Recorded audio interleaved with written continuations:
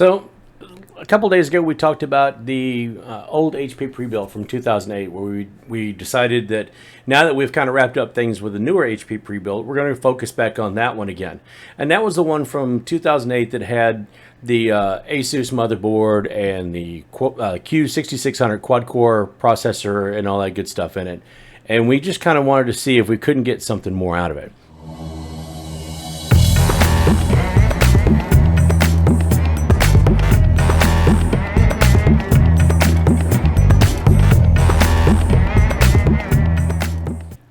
So my challenge was to go ahead and put some newer equipment, see if I couldn't do something. As it turns out, that motherboard is standard. That old Asus motherboard is a standard size, so we were able to go ahead and put an Asus Prime B450M-A II in it. We also went ahead and we put some, obviously a new CPU, some new RAM, and all that good stuff in there. We put, it's the original case, but we went ahead and put that motherboard, the B450. We put the Ryzen 5 5600G. I went ahead and used the Stealth cooler. I'm sorry, I used the Spire cooler instead of the Stealth cooler because we're talking about a confined space, and I think airflow is going to be our biggest problem there.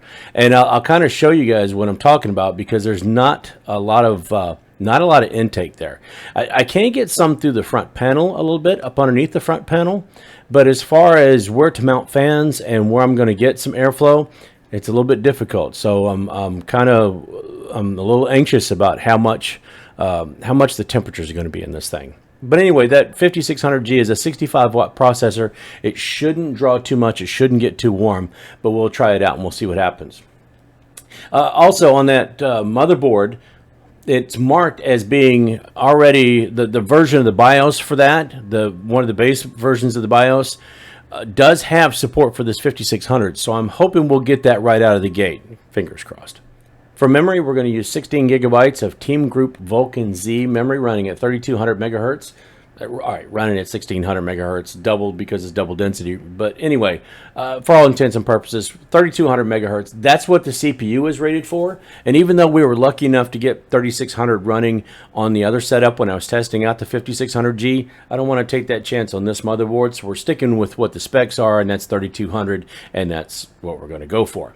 We're putting in the EVGA GTX 1660, the one I showed you earlier that was the thick one.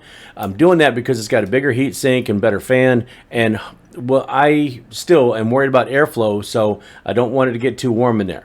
If it does look like that's going to end up being too warm, I'll probably end up swapping that out for the 1650 Super just because of the confined space. The 1650 is smaller. It only takes up about a slot and a half, whereas this other one takes up about 2.5 slots. It's a chunky boy.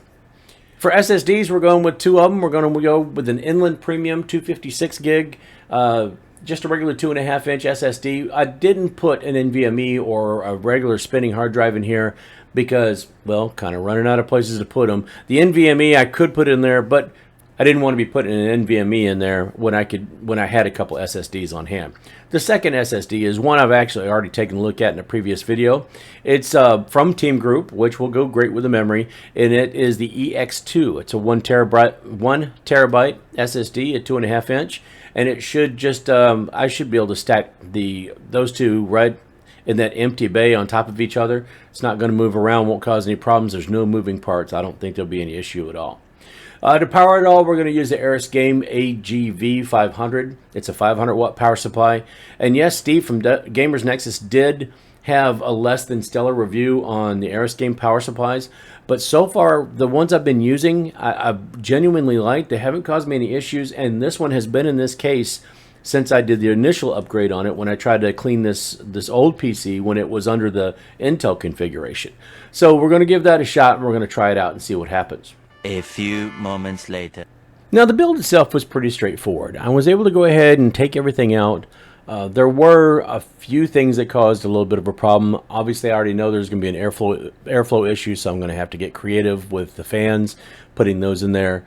I do know that when I go and take all this back out, I will have to worry about some things. One thing I will not have to worry about is the front pin connectors, the power and all that stuff, because they actually hook straight back into the motherboard. So the power switch, the power reset, or the indicator, the HDD or the hard drive indicator, those types of things, those are all going to be fine because it's the same pinout on the old Asus motherboard as it is the new Asus motherboard. So I'm not going to have any issues there.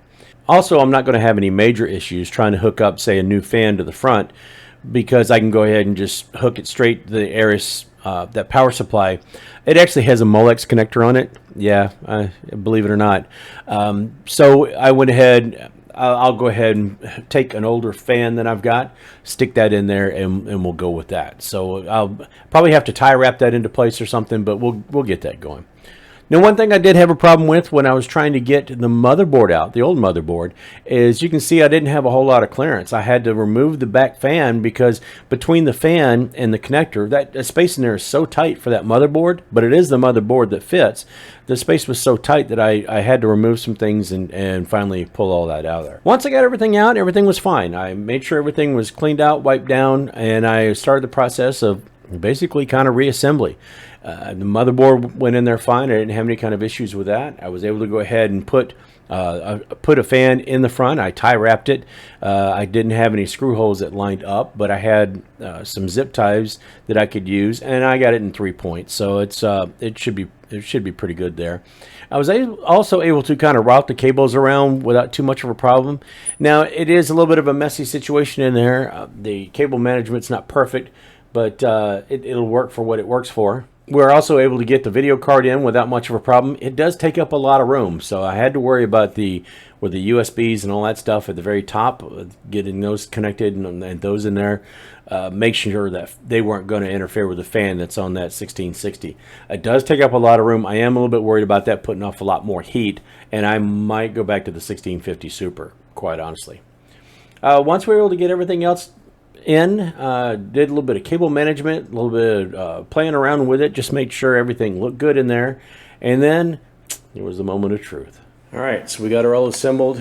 Some things are pretty tight fit. That's not really pretty right there, but I do have both of the SSDs right here in this bay. They're tucked in there. They're stacked on top of each other, so they're not going to move around. They'll be okay. I'm not real proud of this mess, but I was okay with being able to tie this up and even using AresGame's own Velcro strap type thing. Everything else is about as tidy as it's going to get. Everything's back together, front panel's on and everything. Only thing left to do now, turn the power switch on and see what happens. Alright, we have fans. That's a good sign. All 3 fans going. And of course AMD is going to give us that nerve-wracking 45 seconds to a minute or so. Uh-oh. Oh, look at that. Look at that. Heck yeah. And she works. Absolutely. That's what I'm talking about. It's going to take a minute. Yeah, I'm probably going to have to go into the BIOS and check a few things, but hold on. So, yeah, after a couple of heart-stopping moments with AMD new hardware and everything, and of course the license that was on that Windows 10, even though it's the same box, I'm using completely different hardware, so I'll have to re-register that, but that's not a big deal. I can get a CD key that's pretty inexpensive. But she all came back up. She's running. I went ahead. Of course, you had to wait for all the little updates, you know, installing all the USB stuff and everything. But I was able to get a couple of tests out of the way and make sure she went okay. She didn't heat up too bad. Now, that remains to be seen how much or how well she will do if I do some heavy gaming. And those benchmarks I will do probably within the next couple of days. We'll run her through the full suite of games and everything. We'll watch the temps and the benchmarks. But the Heaven benchmark ended up being 3290, which wasn't too bad at all. I'm not upset with that. And then we got pretty good scores actually on Cinebench 20 or Cinebench R20 as well. And the temps didn't go not too bad. About 74, 75 degrees on the GPU, but it does sound like a freight train. I mean, it is loud. I went ahead and turned it back on the background. I don't know if you can hear that, but that computer is about, I don't know, 8 feet away on the desk in the other room. And I mean, it's loud to me from here. So I'm going to have to do something about the fans. Cooling I don't know. Maybe it'll stay cool without it. I still do worry about that the GPU being such a big GPU, and I know it does get warm, and I'm worried about heating up the rest of the computer without being able to dissipate a lot of that heat. So we'll see what happens. I don't know if I've got enough airflow. I mean, there's enough holes in the case and everything where I might be able to get some natural airflow with just the back fan, but I'll have to get a more efficient fan. It's a small fan, and I would feel more comfortable if I had more airflow going through that case. Just not quite that loud. So far it's a success. We went ahead and we're able to take everything out without a problem, put everything back in, get it all squared away.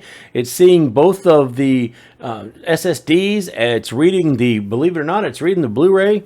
I haven't checked out the card reader and all that stuff on the front. I will go ahead and do that. As I mentioned, that's a little bit different type of USB connector. That's the old type of connector, not the regular USB 2 or USB 3. So I'm very curious to see what kind of speeds I might get off of that. So evidently there's the regular USB, USB 2, and now USB 3 on this machine. And we might have to see what kind of speed differences there are overall. So maybe that's a project that we'll tackle next. I don't know. It sounds like it's something that'd be interesting. Also, I probably want to go with the 1650 Super and the 1660 and test those two and see how they configure with this. I do like the fact of the 5600G being in there, especially since it's low wattage. I know it's not going to cause a lot of extra heat. It should stay cool.